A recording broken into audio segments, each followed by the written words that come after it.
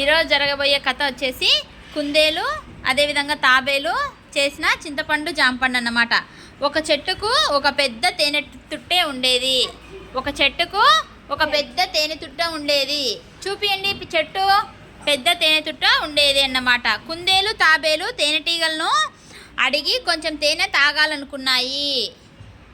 కుందేలు తాబేలు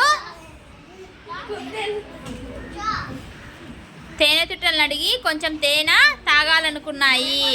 రెండు నెమ్మదిగా చెట్టు కిందికి చేరుకున్నాయి. అంతలోనే దొంగ నక్క ఎక్కడి నుంచి వచ్చిందో వచ్చి ఆ రెండింటిని పట్టుకునింది.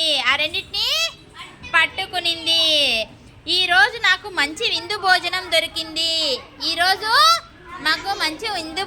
దొరికింది.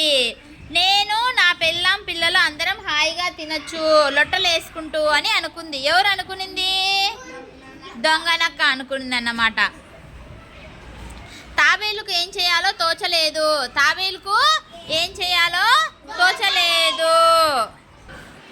కుందేలు మాత్రం చాలా తెలివైనది. నక్కరాజా, మేము ఎలాగో నీ చేతిలో పడ్డాము, మాకు చావు ఖాయం.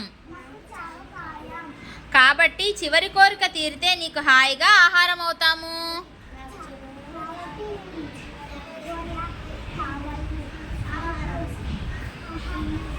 చివరి కోరిక ఏంటో చెప్పండి అని నక్క అడిగింది. ఏం లేదు నక్కరాజా, తేనె తాగాలని ఎంతో ఆశతో వచ్చాము.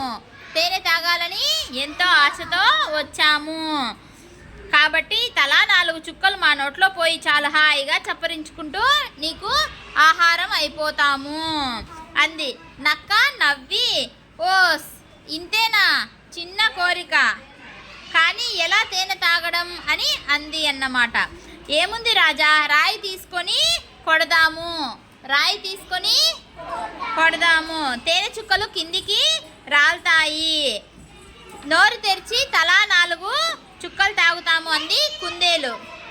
అలాగే కొడుతున్నా, సిద్ధంగా ఉండండి అంది దొంగ నక్క. సరే అంటూ నోళ్ళు తెరిచినట్టు నటించాయి.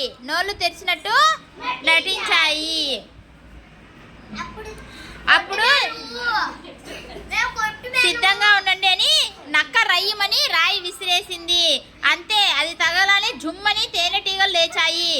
కింద నక్క కనపచ్చింది. సర్రున వచ్చి కసకసా కుట్టసాగాయి.